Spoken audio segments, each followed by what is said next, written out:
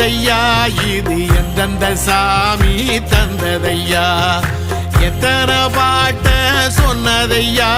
அத சுத்துற பூமி கண்டதையா அடிச்சு வீசும் காத்துலையும் அந்த தகப்பனாச சுத்துதையா